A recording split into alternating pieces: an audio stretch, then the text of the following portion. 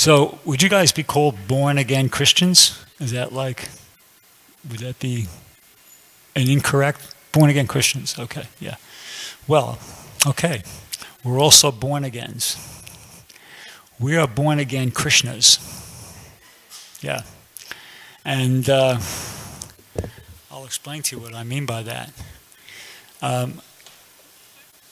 My understanding is being a born-again Christian means that you're a born-again Christian is a person who has faith in the life, the teachings, the sacrifice of Jesus Christ.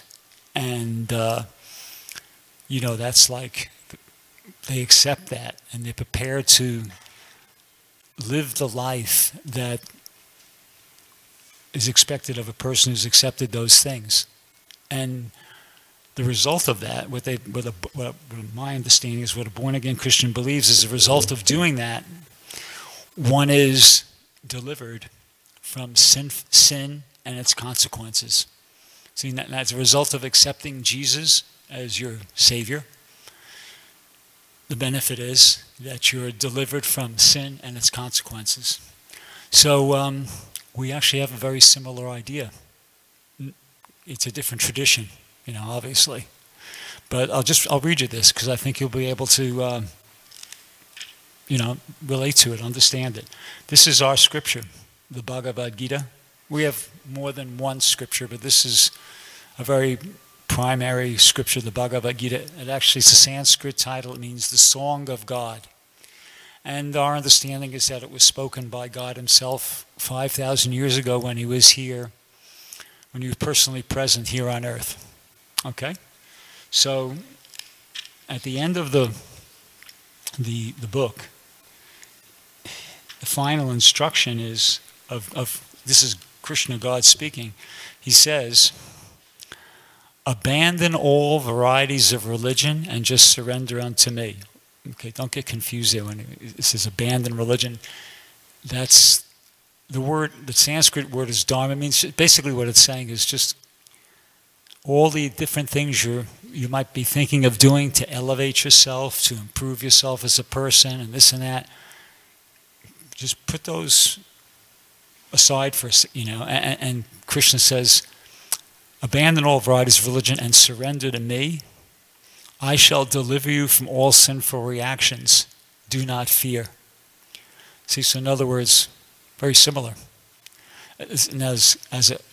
As Christians, you believe by accepting Jesus as your Savior, as I said, you're free from sin and its consequences. And as devotees of Krishna, we believe that by accepting Krishna as as God, as the supreme person, and by accepting the knowledge that we've received, we're receiving from him in his teachings in the Bhagavad Gita and the other scriptures, same way. We're being delivered from sin and its consequences. So, in that sense, we're born again Krishnas. So there is kind of some similarity there. And, the basic ideas are probably, there's a lot of similarity, I'm sure. I mean, we believe, based upon what the, Krishna's taught us in the Bhagavad Gita, that we're something more than just these material bodies. I'm just going to, I'll present our ideas straight, and you can kind of like, see how they tally up with what you guys believe. But we're something more than just this material body. We believe that we're actually, in essence, spiritual beings in a material body. This material body is not the most important aspect of our identity. I mean, the immediate experience is, well, yeah, this is me. But we believe there's something beyond that. We believe that, once again, as taught in the Bhagavad Gita, that the soul, which is who we really are, is eternal. That that eternal both ways. In other words, we believe that originally each one of us, every living being, was with God in the spiritual world in a relationship. we believe that originally we all have spiritual bodies, and we were existing in this eternal spiritual world with God, enjoying a spiritual relationship with Him. And due to misuse of our free will, because in order for there to be a loving relationship, or it has to be free will. So some souls misuse their free will, and as a result, they come here to the material world to be re-educated. And the re-education is that the lesson we need to learn is that we can't be happy trying to live in rebellions or defiance to the pleasure or the will of God. The only true way to be happy is to be willing to live in submission and compliance to the will of God. So that's why we're here in the material world, to learn that. And when we learn it, then we go back to the spiritual world. See, so, that's in a nutshell, that's our worldview. So we believe that this life, the human life, is special because what I was describing can only really be achieved with the human body. In other words, cats, dogs, birds, fish, we also believe that they're souls. There's a soul. Any living creature that you see, what's animating that body is the soul. See, but only in the human body, only when the soul comes into the human body does it have the opportunity to try to understand, to try to revive its awareness of its original nature, which is completely spiritual, to try to understand who it is really, who God is, and what the relationship is. See? So human life is very special. So what we're trying to do here is exactly that. We are people who have come in contact. I don't think any of us were born into this. I don't know if I have to. Born into this religion. We weren't born. We came in contact with these philosophy or these ideas, and we carefully thought about it, and etc. And we decided, okay, we're gonna, this, and so what you're observing is people who are engaging in the process of what we call devotional service. And there's for us, being a born-again Krishna is more than an event. It's a process. We're trying to surrender to Krishna, is our name for God, moment to moment, on a regular, every day. It's our whole life's mission. It's definitely the top priority, and everything else is just kind of what you got to do in order to be able to keep on the focus, keep on target. So now getting it to today's, what I'm supposed to be talking about. So Krishna was here 5,000 years ago, God himself, right?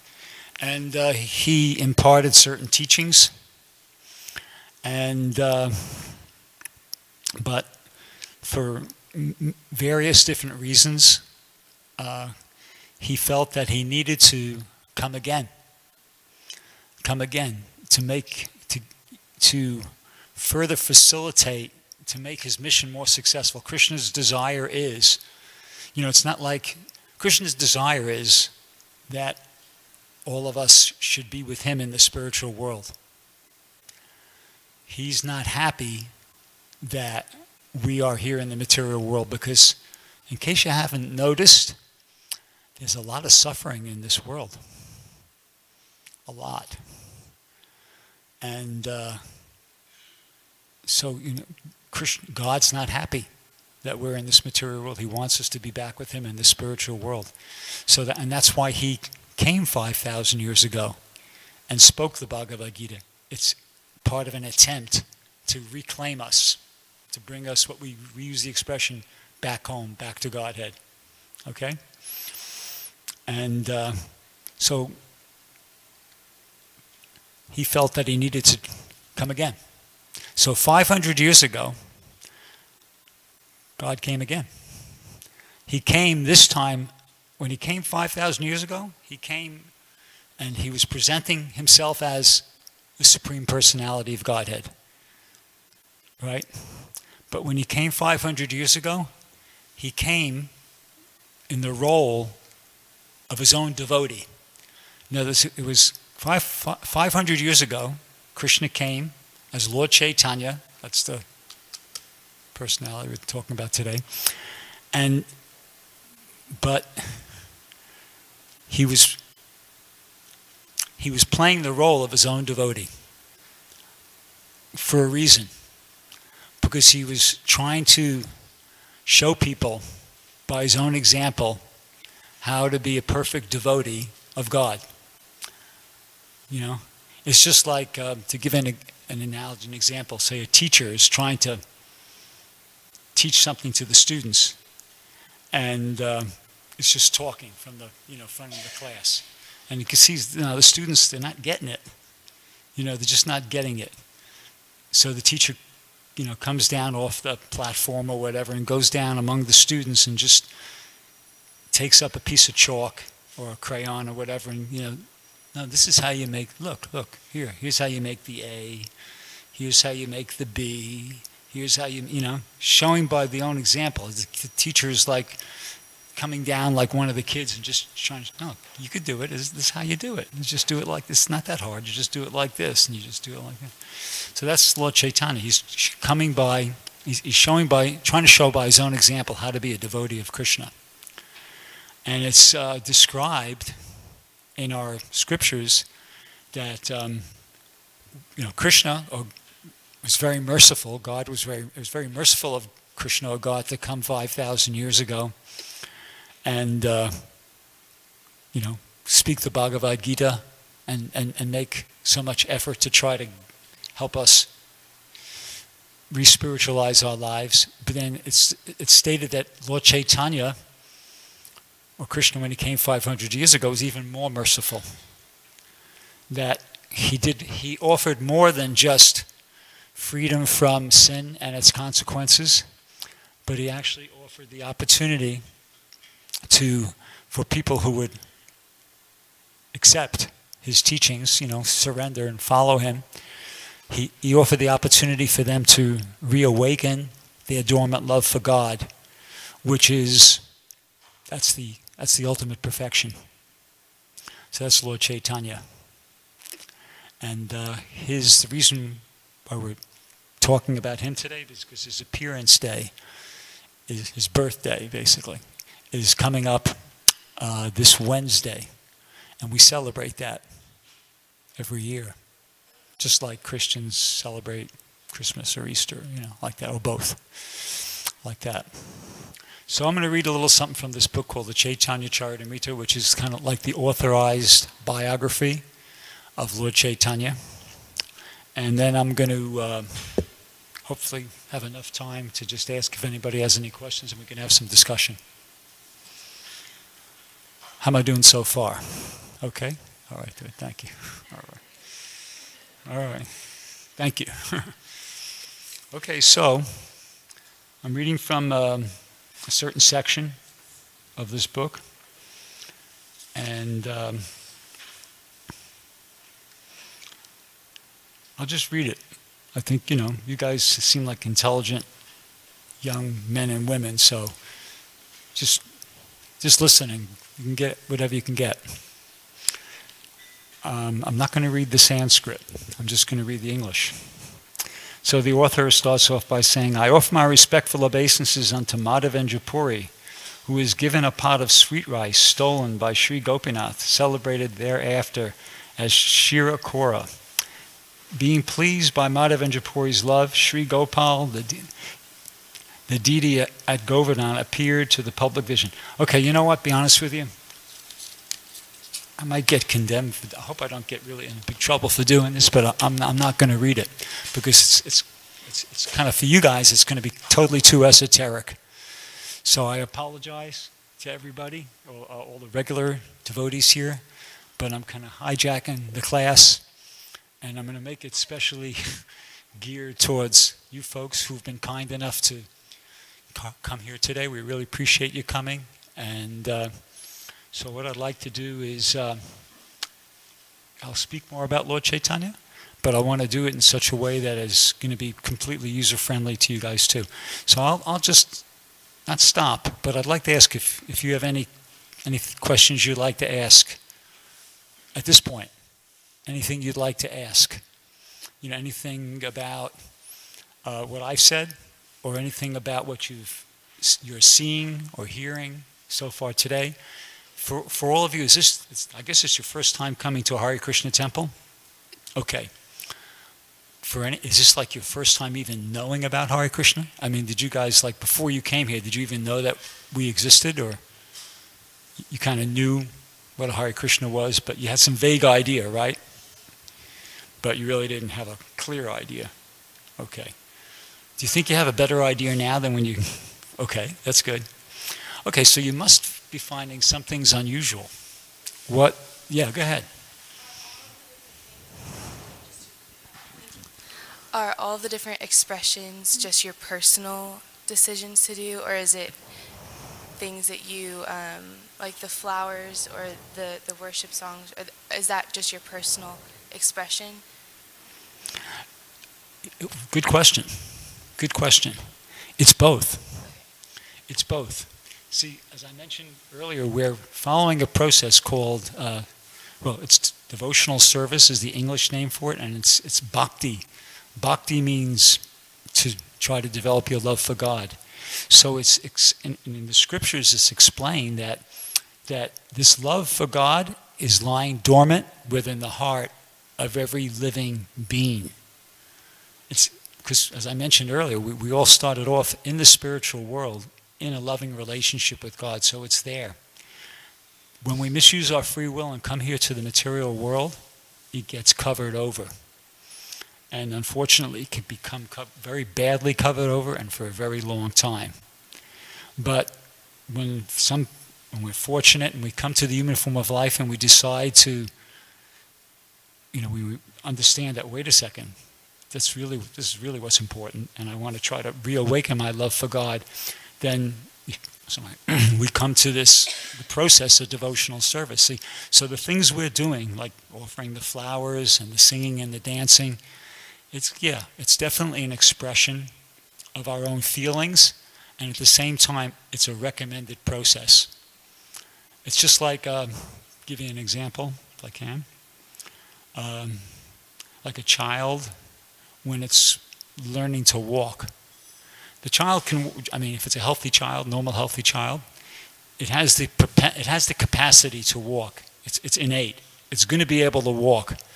But to start off with, it maybe needs a little help. You got to help it get up. You got to hold its hands, or like that. Or learning how to ride a bicycle, same thing. You got to start with some training wheels. So in other words, it's there in us, but sometimes it requires a bit of a kickstart. Like when you pop the clutch on a car and you push it and it kicks in, something like that. So even if we're doing this, whether we feel it or not, we're doing it because we have the faith. In the scriptures, it's describing that if you do these things, it's going to help you reawaken your dormant love for God.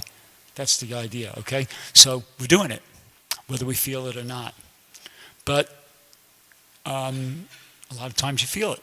You're doing it because it's a rule, regulation, but simultaneously you feel it. And then at a higher stage, at a more advanced stage of devotional service, the person is reawakened. That the person's love of God is reawakened to a significant enough extent that they really don't have to worry too much about the rules and regulations. They're confident that they're acting out of love for Krishna, and that whatever they're doing is right because they know they're doing it. They know their motive is, I'm doing this out of love for Krishna. So they're not too concerned. They don't disregard, but they're not too concerned. They're on a higher level like that. we could say Jesus Christ was on that level. I'm not a Christian historian, but I would say, yeah, I'll take a risk here and say, yeah, he was on that level. He was confident about his relationship with, with God, and therefore, he did some pretty controversial things, if I remember correctly, but he was risky things that put him in, got him in trouble on a superficial level, but he was confident that I'm doing this. I know what my motivation is, and I'm confident about my relationship with God. I'm doing the right thing, so I'm just going to do it and depend on Him, and let's see what whatever the result is, that's what it is, So yeah. Thank you for that. That is really helpful. Also, sorry to all of you for interrupting. Speak loud if you can, because. Oh, you can't hear me. I just wanted to apologize. Thank you guys for allowing us to come. This is really a really cool experience for us. How often do you gather like this? Is this daily or weekly? Every day. Okay. Yeah, for us it's every day. Okay. The same thing. And actually, you didn't come here at the beginning. Okay.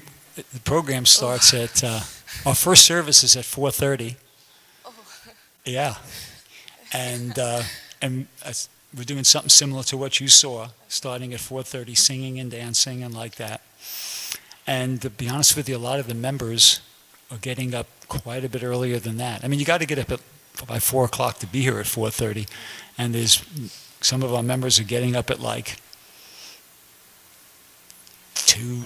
I mean, because aside from what you saw, we have like, what rosary beads are? Okay, we have beads that are very similar to rosary beads, which we chant the Hare Krishna, a repetitive prayer, the Hare Krishna mantra on the beads, a prescribed number of times each day. So some of the members get up really early because they like to get their what we call rounds, their rosary done before the program even starts. So he's holding up beads there, So they're very similar to rosary beads, and I'm sure it's not a coincidence, because if you trace trace all these traditions back, you're going to find I believe you find a common root, But yeah, we start really early in the morning, and it's every day. What will your celebration for Lord Chaitanya, is that correct? What will the celebration on Wednesday look like? Oh, okay. Well, on Lord Chaitanya, what's called Gaur Purnima, Lord Chaitanya's birthday, we'll be honest, we'll just kind of do a lot more of what we do every day. A lot more chanting, glorification of the Lord, which is, our understanding is that's what we're meant for. The real purpose of our existence is to serve and glorify God. We're created is kind of like not the correct word because I already said we're eternal, but so just pardon the kind of a little bit inaccuracy. But we exist, Krishna, we exist to serve and glorify God. It's a little confusing, but we believe that we had this, and I'll just quote one little sentence, Nicho Nichanam Chaitanas Chaitananam. We believe that there's one supreme eternal God, and all other living beings are expansions of that one original supreme spiritual being. Just like, to put it in a simple way to understand, we're like God's spiritual children. So, the analogy would be like, like a mother and a father, they have a family. The children are like their expansions. You see? So we believe that God expands as us, but he doesn't lose his identity. He's still the whole person himself. But we're expansions. We're spiritual expansions of God. And you could say, well, okay, why did he do it? He did it because he wanted to enjoy the reciprocal. He wanted to enjoy the reciprocal loving relationship. And why do a husband and a wife decide to have a family? Because they know it's going to be, at least hopefully, it's going to be enjoyable. Have the children and bring them up, and they'll, we'll love them, and they'll love us, and it's, like that. So that's the psychology, you see. So we're meant for that purpose. God is expanded as us for that purpose, and we're just simply meant to serve and glorify Him. And so on Lord Chaitanya's birthday, we're going to try to do that and rev it up more service, more glorification than what we would normally do. Anybody else have a question? Yeah, go ahead. Thank you. Yeah, thank you. But I just want to know some of your favorite things about Krishna. You'd like to know my favorite thing about Krishna? Yeah, like a couple favorite things about who he is or what he did or stories or whatever.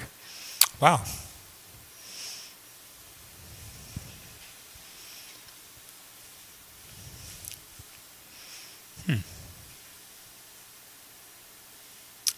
Well, I'm going to have to say what comes to my mind, because I don't have enough time to weasel out of it.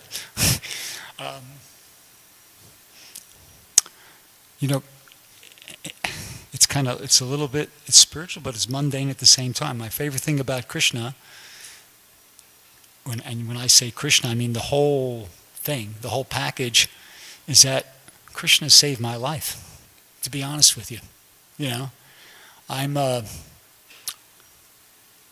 from New York City, and I was from a regular old middle-class Jewish family. My father had a good job. I didn't have no worries about money. But somehow or another, within 21 years of my life, I managed to screw it up so badly that it was almost like, I was like at a dead end. I bet I probably made every stupid mistake a person could make, And by 21 years old, I was kind of like, I just didn't see anything. I really didn't see any future. And I no positive future. And somehow or another, by Krishna's mercy, ultimately everything, was under the control of God, I came in contact with this. So I got a book called, something similar to this, called The Teachings of Lord Chaitanya. And some other small books like that. Anyway, I read these books, and I thought, wow, here's a hope. Here's a hope. I mean, these ideas kind of, they're very attractive. I have to admit, they're very attractive. They make sense, and he's like a hope for me, So I kind of followed up on it, and I read the books, and I went to the Hare Krishna temple, which was in Brooklyn at the time in New York City. And, what I saw and what I heard, I liked. And the people, I was just like a guy off the street. I mean, I wasn't homeless or anything like that. I was living with my parents, but, I was just a guy off the street, but they were so welcoming and so encouraging me. They treated me like I had some worth, I had some value. Whereas by mundane estimations, I kind of like relinquished that. And they kind of like allowed me to become a member. And then all of a sudden, there I was from, it's kind of like I went from zero to hero. In material estimation, I had screwed up my life so badly. I dropped out of college a few times. I just like it was dead end. And then the next thing I knew, I'm in a Hare Krishna temple, and I have a philosophy to live by. I've got a mission. I got friends. All these people. I joined the temple. I had like 100 friends all of a sudden, which was good because I'd lost contact with all my other friends that I grew up with. So I had a place to live, great food to eat, 100 new friends, something to do with my life, and and the hope and the understanding that I could be good at it. And I could make a difference. I could do something that would be important, not just for me, but to help other people. So I thought, okay, I'm going for it. And so I did, you know, and it worked out.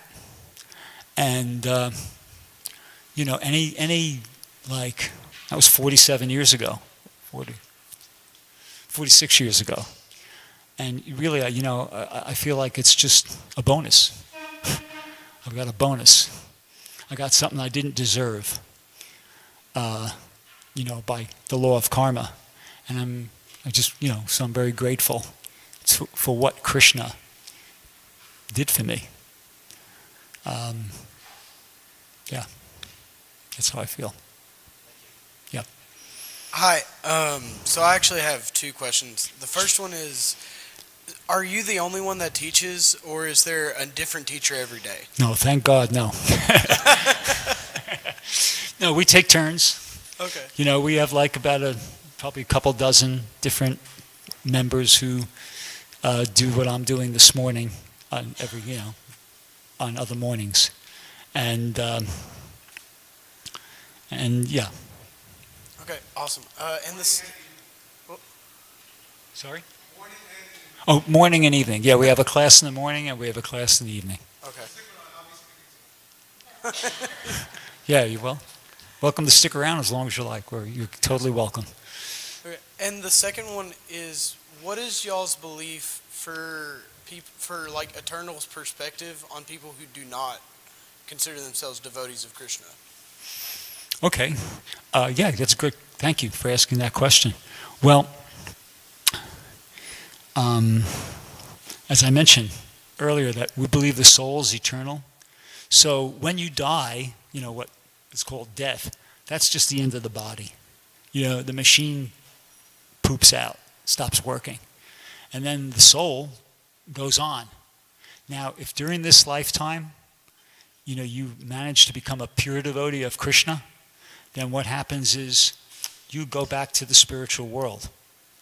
And you will appear before God, before Krishna, in your original, eternal, spiritual body. In other words, like you guys did earlier, you made it, you see? But if you fall short of that, because, you know, you're not that successful, or you don't come in contact with devotional service at all, what happens is especially as a human being, your entire life, you know, I'll have to back up a little bit here. Everything we do as human beings, everything we do is being observed, evaluated, and ultimately will be responded to. You see? So what happens is at the time of death, your life gets evaluated, and you'll be awarded another body according to the quality of your work during this lifetime. See? And you know, that criterion is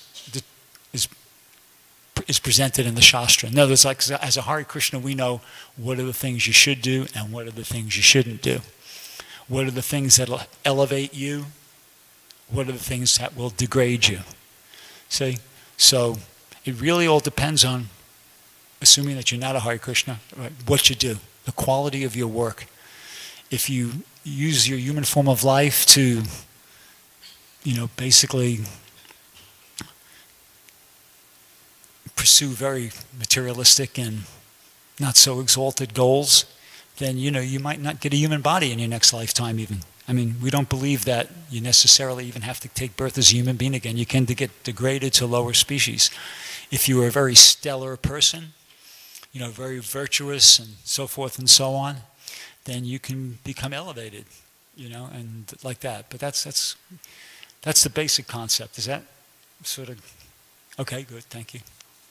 So I actually have two questions as well. Sure. I don't think everyone with us knows what Dharma is. So if you could like kind of explain that. Dharma. Dharma is your religious duty. You know, Dharma is what you're supposed to do, but not according to the state. You know, according to God.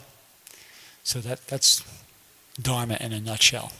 It's a big one, but yeah. I was also going to say the second question is every person's Dharma the same? Well, yeah, in one sense, every person's dharma should be to surrender to Krishna. Every person's dharma is, every human being, to make as their top priority reestablishing their eternal relationship with God. That is, so in that sense, everybody's dharma is the same. That should be everybody, just like it says in the New, right? Love God with your whole heart. That's number one. That's the top priority. So in that sense, everybody's dharma is the same. And then, you know, we're all individuals, obviously. We're all starting at different places, and we all have different inclinations, and et cetera, et cetera, et cetera. So, you know, there's going to be some details that are different. But yeah, in essence, everybody's dharma is the same. So I'd like to give an opportunity for, okay, go ahead, yeah. I just want to say thank you guys again for allowing us to come into your temple and observe. So thank you for coming, really. We really appreciate you coming. Not a burden for us. We welcome guests like anything. You know, tell your friends, tell the other groups, you know, you 100% always welcome anytime. Do you worship, are there things you do outside of the temple to worship Krishna, or are you only allowed to worship Krishna inside of the temple? We're trying to worship Krishna inside the temple, outside the temple, at every moment. You know, that's the goal. That's the ideal or the perfectional platform. Just before I read you that verse, one verse from the Bhagavad Gita, the verse before that, which Krishna refers to as his supreme instruction, he says, always think of me, become my devotee, worship me, offer your homage or your obeisances unto me, thus you will come to me without fail. I promise you this because you're my very dear friend. In other words, ideally a devotee, we always want to be conscious of Krishna, of God, his nature, you know, who he is. What, you know, we always want to be conscious of this worldview, of this picture of reality. You know, wherever we may be, whatever we may be doing. So that's actually considered, you know, of all these rules and regulations I referred to earlier that we have, that's considered the number one rule and regulation. Always remember Krishna, God, never forget him. And if you do that, it's considered all the other rules and regulations are contained within that. If you do that, everything else will fall in place. But it's easier said than done. But, you know, actually, and just getting back to Lord Chaitanya, one of his great contributions was he gave us a way to do that, and that is the chanting of the Maha Mantra. You know, what they were singing when you guys were upstairs, Hare Krishna, Krishna Krishna, Hare Hare, Hare Rama, Rama Rama, Hare Hare. So the idea is that these are names of God, and our philosophy is that the name of God is identical. It has the same potency. When somebody chants the name of God without offense, you're two things. Well, you're associating. It's communion. You're in communion with God when you chant his name without offense. And simultaneously, it's a prayer. You know, it doesn't have actually it's names, so it doesn't have a literal translation. You know, Hare Krishna, Rama, like that. But the metaphorical or the figurative translation would be, "Oh my Lord, please engage me in your service." Which, if you stop and think about it, makes perfect sense that we should be praying like that, because that's who we are, right? As I mentioned earlier, we exist to serve and glorify God. Somehow or another, we're here in the material world. We wound up here in this mess. But now, you know, the obviously intelligent thing to do is to be praying to God, okay, please engage me in your service. In other words, give me another chance. You know, I messed up. I acknowledge it. Please give me another chance. Lord Chaitanya actually didn't write a lot of stuff. He's credited with only 8 little prayers that he wrote. One of them it goes, "O son of Maharaj Nanda Krishna, I am your eternal servant. Yet somehow or other, I have fallen into this ocean of birth and death. Please pick me up from this ocean of death and place me as one of the atoms at your lotus feet." So once again, it's metaphorical, but it's our spiritual master, Srila Prabhupada, said that was, you could give that as a definition of the Hare Krishna mantra. In other words, when you're chanting Hare Krishna, that's what you're chanting. It's not just like vain repetition. You're chanting, you're praying. You're praying to Krishna, please reinstate me. Give me another chance. I want to be engaged in pure devotional service to you. Please give me another chance. And yeah, so that's what we're doing. So what are some examples of how you serve Krishna? How do you serve? Of how we serve Krishna? Okay. Well, the chanting is service. Okay. Aside from that, you might have noticed on the altar there's these forms. So, according to our scriptures, the idea behind that is that Krishna, out of his mercy and kindness, to make it easy for us to serve him, he accepts the form that you're seeing on the altar. We don't consider these idols. These are, the Sanskrit word is archa vigraha, means that they're authorized forms of God. And I know that might be a big one, especially, coming from a Western tradition. I know it was a big one for me when I first came to the temple to swallow. But that's this tradition, that these are, and the logic is good, that God is trying to help. And so, to make it easiest for us to serve him, he's accepting these forms. And we worship the forms. We cook and make offerings of foodstuffs to the forms. We bathe and dress the forms, etc., etc. So that's also a way to serve Krishna. And then another way, of course, is to serve the mission. Because both Krishna and Lord Chaitanya had a mission. And their mission was to try to deliver everybody else. So by preaching, like most of our members do, distributing books about this to so that other people can learn about it, that's also serving Krishna. Right? Those kind of are some primary ways. Does that make sense? Thank you. Anybody else? Anything? Thank you. Okay, so your temple is very beautiful and everything's very detailed. So are the flowers a form of worship, or are they to help make things very beautiful? Both. But primarily it's a form of worship. In other words, God's a person. Do you like flowers? Do you like flowers? Yeah. Yeah, well, God likes flowers. Krishna likes flowers. So we try to get the best flowers. It ain't cheap, by the way, But devotee thinks, well, hey, so what? Krishna's worth it. So we go out and we buy really nice flowers, beautiful, fragrant flowers, and we offer them to Krishna with the conviction that, these aren't just some stone statues. Krishna's really there, and he is, aware. He's appreciating. He's appreciating the offering. You see? So, yeah, the flowers are, part of the worship.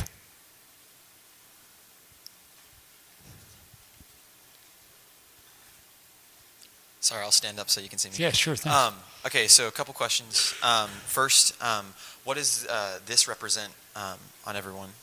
Okay, that's an easy one. It's like a badge. It's like a badge, just like a policeman wears a badge. He has a uniform and a badge. So, full-on members of the Hare Krishna movement, actually, we don't always dress like this. I mean, you could see a Hare Krishna out in the street, you wouldn't know him from anybody else. But when we're here at the temple, at least, and sometimes for some members, all the time, this is like our uniform, and this is like our badge.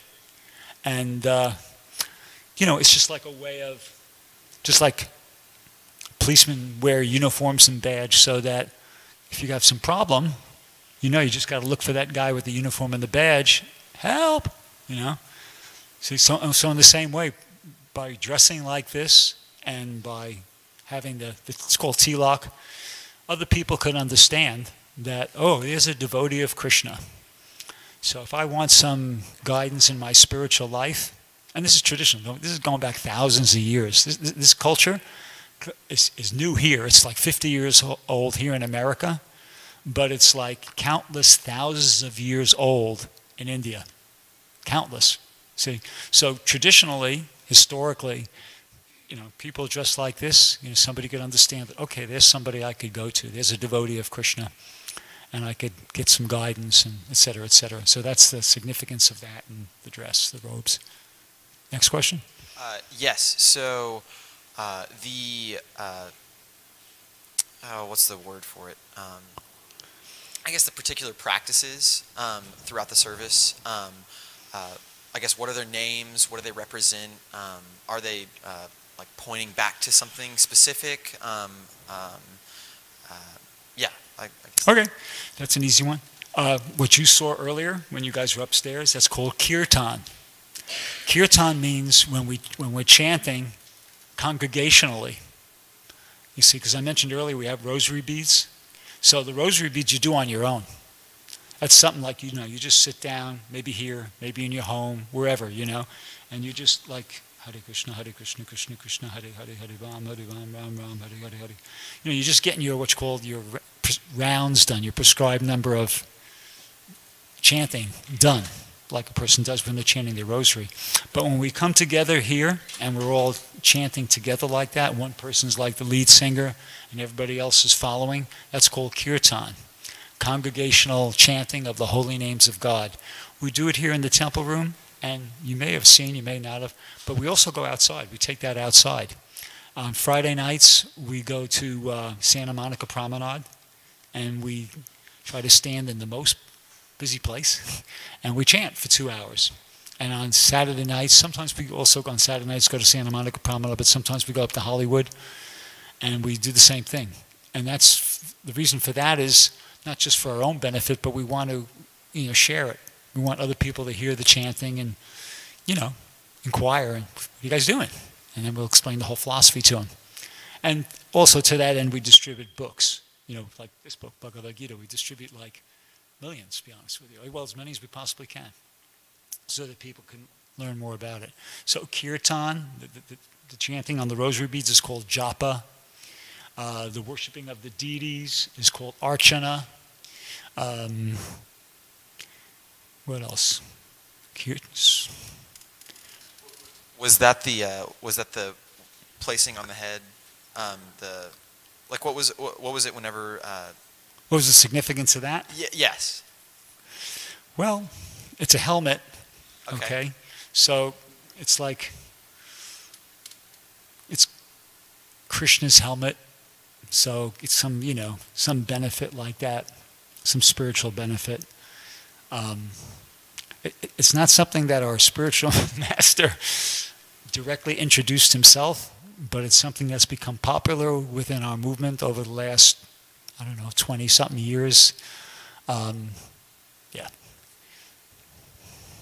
Similar to what he was talking about, whenever you guys were walking around with the flame and dousing it and then kind of like moving it towards your head, what does that represent? Okay, so the flame was first offered to Krishna. So the idea is that after something's offered to Krishna, it becomes what's called prasadam. Prasadam is a Sanskrit word which means mercy. See, so, like pretty much devotees try to, everything they take, they want it to be prasadam. Like, for instance, we're vegetarians, okay? Here's an easy, obvious, easy example, okay? But a devotee will never just kind of like, go shopping, buy a bunch of vegetarian groceries, and then just go home and cook them up and eat it. You could say, well, why not? It's all vegetarian. You're following your rule. You're vegetarians. No. We have to offer it first to Krishna. You see, we try to offer everything first to Krishna. So in other words, we would shop and get everything vegetarian, but then really nicely, we prepare it really nicely, try to do and then have special plates and special bowls, and that weren't used by anybody else. And then you'd have like a little, setup if it was at home, a little setup in your home, like an altar, and you'd put it before a picture of Krishna or a form of Krishna, and you say prayers. We have say certain prayers, asking Krishna, praying to Krishna, please accept this offering. And then after all that, then you'd kind of transfer it out of those special bowls and cups and plates, and then you'd eat it, and that would be called prasadam. It's the remnants of Krishna. So that's the idea. So the lamp, the flour, you might have seen the flour was taken around, the water. Those are all, they were offered to Krishna. So what's left over is prasadam. And anything that's coming from Krishna is going to be purifying. Anything that's offered to Krishna, when we get it, it's already, the food, the water, the flowers, the incense, the lamp, the everything. So that's the faith, that's the belief. Yeah. Thank you guys. This has been awesome. I don't have any other questions. Anybody else have any last questions? Thank you guys. Oh yeah, my pleasure. As I said, please come again anytime. We really appreciate it. It was great. Thank you. You're welcome to stay for breakfast if you'd like. I think it's probably just right about now. The devotees will kind of show you over there. And where exactly did you come from? Are you like a local group or from all over the country? Or college students from the Midwest. From the Midwest, on wow. spring break, coming to learn about world religions. So. Okay, great. Well, thank you for coming. Hare Krishna. Jai. Thank you. It